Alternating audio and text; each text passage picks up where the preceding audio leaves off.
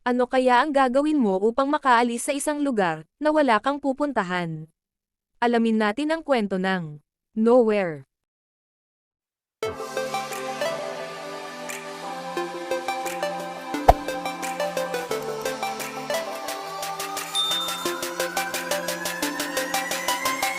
Si Nico at ang asawa niyang si Mia ay nagmamadaling lumabas ng sasakyan.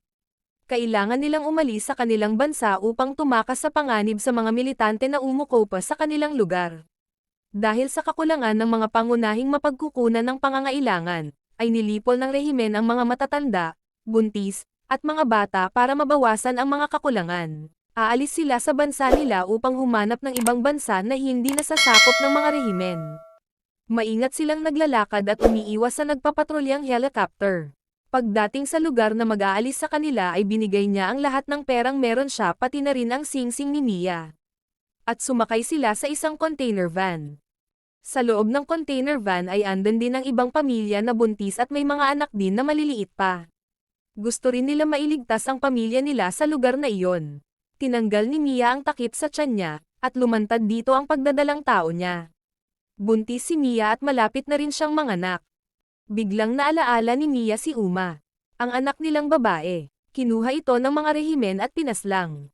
Dala-dala pa rin ni Mia ang pagkawala ni Uma. Biglang lumagabog ang pinto ng van. Bumukas ito, at pumasok ang ibang tao na gusto rin umalis sa lugar na iyon. Pinigilan sila ng namamahala at pinalipat sa kabilang container ang iba. Isinama si Nico na mailipat sa kabilang container van at nagkahiwalay ang mag-asawa. Sinilip ni Mia ang asawa at nakita niya ang pagsakay nito sa van. Tinawagan niya ang asawa para alamin ang lagay nito. Sinabihan siya ni Nico na magkikita din sila. Huwag magtitiwala kahit kanino. Magiging okay din ang lahat, sabi ni Nico. At natapos ang kanilang pag-uusap. Sumilip ulit si Mia sa butas at nakita niya ang karumal-dumal na nangyayari sa lugar niya. Umupo na lang si Mia at umiiyak. Nagpatuloy ang container van sa pagtakbo. Biglang huminto ito sa checkpoint. Sinilip nila ang labas, at nakita nila ang miyembro ng mga rehimen. Binuksan ng rehimen ang van at sinuri ito ng pinaka-leader nila. Nagtago sila sa unahang bahagi ng van. Nalaman ng leader na may nagtatago sa harapang bahagi at binantaan niya na lumabas, kung hindi ay babarilin niya sila. May nakitang box ng kargamento si Mia at umakyat siya sa itaas nito. Akmang magbibigay na ng utos ang pinaka-leader ng rehimen ay binuksan ng babae ang pinto. Biglang binaril ito ng leader at inutos na patayin silang lahat. Pinaulanan sila ng bala ng mga rehimen. Pagtigil ng putukan ay pinasok ng rehimen ang loob.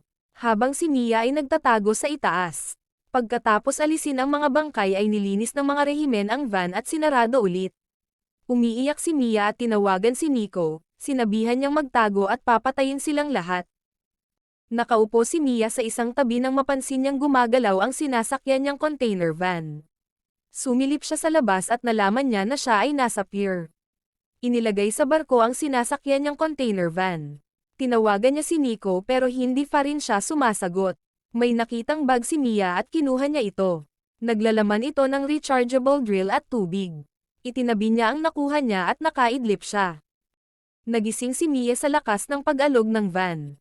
Sinilip niya ang labas at nakita niya ang malakas na alon na humahampas sa barko nila dahil sa bagyo. Humihingi siya ng tulong. Kumakatok siya at sumisigaw pero hindi siya marinig. Patuloy lang siyang natutumba at bumabagsak sa loob ng van. Humawak siya sa tali, at biglang tumilapon siya, at bumagsak siya sa sahig. Nawalan ng malay si Mia. Nang magising si Mia ay napansin niya na bumabaha na ang kinalalagyan niya. Sumilip siya sa butas para alamin kung nasaan siya. Nakita niya na nasa karagatan siya. Pinapasok ng tubig ang container van na kinalalagyan niya. Binuksan niya ang mga kargamento at naglalaman ito ng plasticware, flat screen TV at headset. May nakita siyang tape at itinakip ito sa mga butas ng van. Panandalian na napigilan niya ang pagpasok ng tubig sa loob. Maya-maya ay may narinig siyang nagsisigawan. Sumilip siya sa butas at nakita niya ang container van na sinakyan ni Nico na papalubog. Nagsisigaw siya, ngunit wala siyang magawa. Sinubukan niyang tawagan ang cellphone ni Nico, pero wala pa ring sumasagot. Hanggang sa tuluyan ng lumubog ang container van. Umiiyak si Mia habang binabanggit ang pangalan ng asawa. Dahil sa labis na kalungkutan at kawalan ng pag-asa, ay tinangka ni Mia na tapusin na niya ang buhay niya. Biglang kumirat ang tiyan niya na parabang pinipigilan siya ng anak niya sa sinapupunan sa plano niya. Natigilan siya sa ginagawa niya, at nabaling ang pansin niya sa pinagbubuntis niya. Humiga na lang siya at natulog. Nagising si Mia at napansin niya ang pagtaas ng tubig sa loob. Sumilip siya sa labas para alamin ito. Maya-maya ay bumagsak ang isang kargamento na naglalaman ng rubber duckling. Mabilis na tumaas ang tubig hanggang siya ay malunod. Bigla siyang nagising, mabuti na lang at panaginip lang ang lahat. Nakita ni Mia na natanggal ang tape na nilagay niya sa butas ng van. Kumilos si Mia, naghanap siya sa kargamento kung anong pwedeng gamitin niya. May nakita siyang plasticware. Kinuha niya ang mga rubber seal nito at inilagay sa butas ng van. May nakuha rin siyang hose. Ginamit niya ito upang ilabas ang tubig sa loob ng van. Habang tinitignan ni Mia ang mga bagay na nakolekta niya tulad ng tubig at pagkain, ay biglang nagring ang cellphone niya. Sinagot niya ito, at si Nico ang nasa kabilang linya. Nagpasalamat ang dalawa sa Diyos at parehas silang ligtas. Sinabi ni Mia na nasa gitna siya ng karagatan. Pupuntahan daw siya ni Nico oras na matapos nila ang plano nila ng kausap niya. Magpakatatag siya alang-alang sa anak nila. Pagtapos ng pag-uusap nila ni Nico ay biglang sumakit ang tiyan ni Mia. Humihilab ito at manganganak na siya. Nakikiusap siya na huwag na muna ngayon. Pero habang tumatagal ay lalong tumitindi ang sakit. Sumilip siya sa labas at nakita niya na masama ang panahon. Hanggang sa pumutok na ang panubigan niya. Hindi na niya kinaya pa at lumusong siya sa tubig. Malalim na rin ang tubig sa loob ng van, sinasabayan pa ito ng alon. Kumapit siya sa tali, at buong puwersa niyang inilabas ang sanggol sa tiyan niya.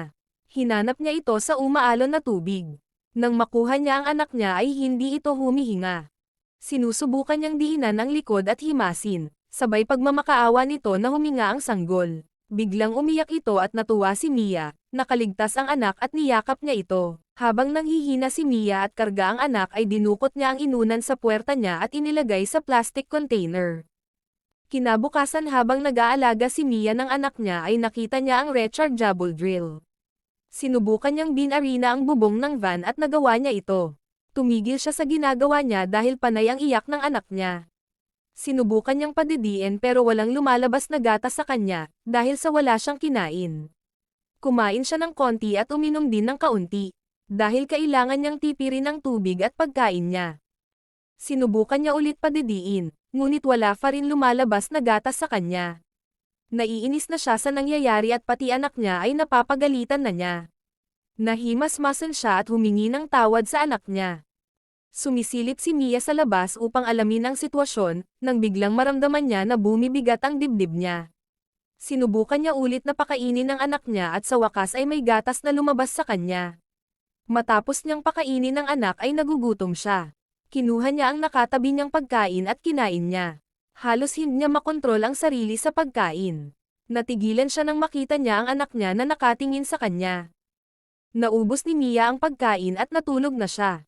Kinabukasan ay tinuloy niya ang pagbutas sa bubong ng container van. Halos patapos na siya nang maubusan ng baterya ang pangbutas. Walang nagawa si Mia. Nakita niya ang cellphone niya, ngunit ito ay basag na. Sinubukan niyang buksan pero hindi ito gumagana. Sa inis niya ay iwinasiwas ni Mia ang mga gamit sa harapan niya. May nakita siyang set knife sa lapag at kinuha niya. Itinuloy niya ang pagbutas sa bubong, nang matapos siya ay tinanggal niya ang sapin sa kamay, at puro sugat ito. Kinagabihan dahil sa pagod at gutom ay hindi makatulog si Mia. Naghanap siya ng pagkain, ngunit wala siyang mahanap. Hanggang sa nakita niya ang inunan. Inamoy niya ito. At walang pag-alinlangan na kinain. Natigilan siya sa ginagawa niya nang may marinig siyang tunog. Sumilip siya sa labas, biglang may bumangga sa kanya at nagulat siya. Isang wheel, at umiikot ito sa van. Kinuha niya ang anak niya na umiiyak. Itinaboy niya ang wheel sa paghahampas sa paligid ng van. Kinabukasan ay itinuloy niya ang pagbutas sa container van. Pero naputol ang lagaring ginagamit niya. Wala na namang nagawa si Mia kundi ang huminto. Sinubukan niya uli na buksan ang cellphone niya, hindi niya pa rin mabuksan. Wala na rin siyang mainom na tubig at makakain. Uhaw na si Mia. Sumalok siya ng tubig dagat, akmang iinumin na niya ay ibinuhos niya sa mukha niya. Napatingin siya sa gawing itaas at nakita niya ang hamog na pumapatak. Dinilaan niya ito, at inilagay sa bote ang iba. Hindi pa rin sumapat ang tubig na nainom niya. Hinang-hina na si Mia at nagugutom. Nagdidiliryo na siya. Nakita niya si Uma sa malayong bahagi ng van. Pinalapit niya ito sa kanya. Lumapit sa kanya si Uma. At panay ang hingi ng tawad sa nangyari sa kanya. Sinisisi niya ang sarili. Umalis si Uma. Biglang may humawak sa buhok niya, si Nico, sa pangitain niya. Sinasabi nito na wala siyang kasalanan habang yakap siya nito. Nagising si Mia na may pumapatak na tubig sa kanya.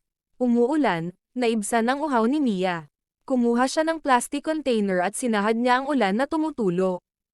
Kinuha niya ang lata ng sardinas at isinahod din sa tubig ulan. Hinila niya ang takip nito at tumingin siya sa butas ng container van na ginawa niya. Gamit ang strap ng kargamento, ay itinali niya sa butas na ginawa niya. Ginamit ang buong katawan, at hinatak niya ang bunganga ng butas. Unti-unti ay bumukas ito, at sa huli ay matagumpay niyang nabuksan ang butas. Tuwang-tuwa si Mia sa nagawa niya. Lumabas si Mia kasama ang anak niya sa butas ng container van, at nakita nila ang paligid na puro tubig. Pinapaarawan niya ang anak niya ng aksidenteng nalaglag sa dagat ang lampin. Kukunin niya sana ito, nang mapansin niya ang mga isda na lumalapit sa lampin ng anak niya at kinakain ang dumi nito. Kumuha siya ng kapirasong bakal na may tali. Sinubukan niyang sibatin ang mga isda, ngunit wala siyang napala. Napagod si Mia, at humiga. Napansin niya ang eroplano sa himpapawid. Bumaba siya at kumuha ng salamin upang gawing signal. Sa pagbalik niya ay nagmamadali siya. Hindi niya napansin ang nakausling bakal at nasugatan ang hita niya. Itinuloy farin ni Mia ang paghingi ng tulong sa eroplanong dumaan. Pero hindi siya nito napapansin. Malaki ang sugat na natamo niya. Sinira niya ang isang flat-screen TV, at kinuha niya ang paa ng pyesa, at stranded wire. Upang magsilbing panahin niya sa sugat, binuhusan niya ng alak ang sugat niya para maging alkohol. At uminom din siya, para maging anesthesia sa gagawin niya. Buong tapang na tinahi niya ang sugat. Nai-imagine mo ba ang sakit? Ang inyong lingkod kasi napapangiwi sa ginagawa ni Mia. Hindi pa nakantento si Mia. Nung gabi rin na yon ay gumawa siya ng lambat gamit ang mga wire ng headset. Nang matapos ay sinubukan niya, pangpainfa rin ang nagamit na lampin. Laking tuwa niya nang nagawa niyang makahuli ng isda. At ito ang naging pagkain niya sa paglipas ng mga panahon. Nagpatuloy ang buhay ni Mia kasama ang anak niya. Gumaling na rin ang sugat niya. Pinangalanan niyang Noah ang anak niya, sunod sa pangalan ng lola ng bata. Isang araw sumama ang pakiramdam ni Noah. Gumawa siya ng gasera, upang hindi lamigin ang bata. Nang gabi ring iyon ay nagising si Mia. Bit-bit niya si Noah ay nakita niya ang mabilis na pagtaas ng tubig sa loob ng container van.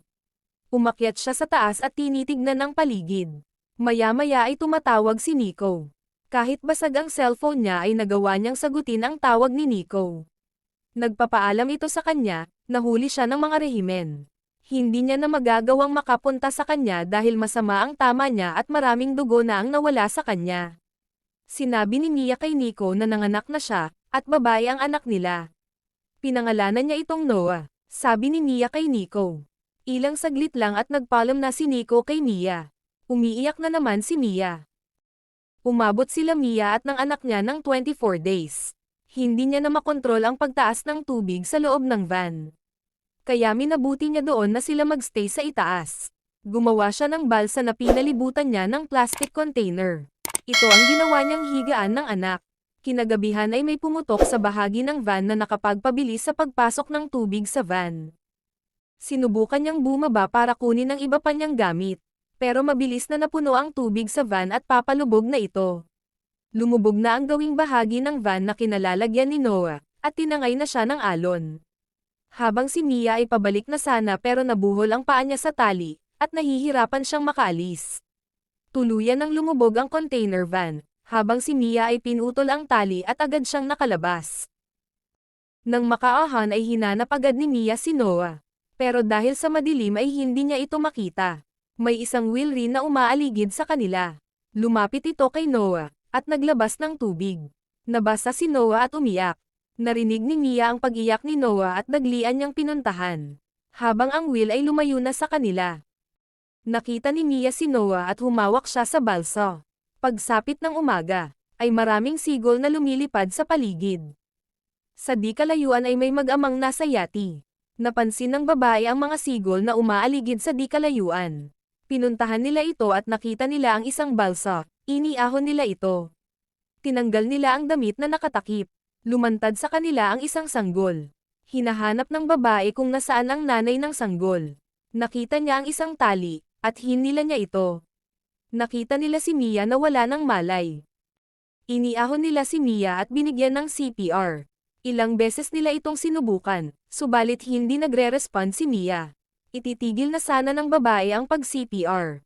Napatingin siya sa sanggol, at tinuloy niya ang ginagawa. Maya-maya ay nagising si Mia. Inalalayan siyang umupo ng mag-ama. Hinanap ni Mia si Noah, at ibinigay agad ito sa kanya. Yakap niya ang anak, ay nakita niya ang isang bata na kamakaway sa kanya. Dito ay nalaman niya na ligtas na silang mag-ina. At dito natatapos ang kwento. Sana ay nagustuhan nyo. Comment down below po kung anong masasabi nyo. Paki-like at subscribe na rin po. Maraming salamat po.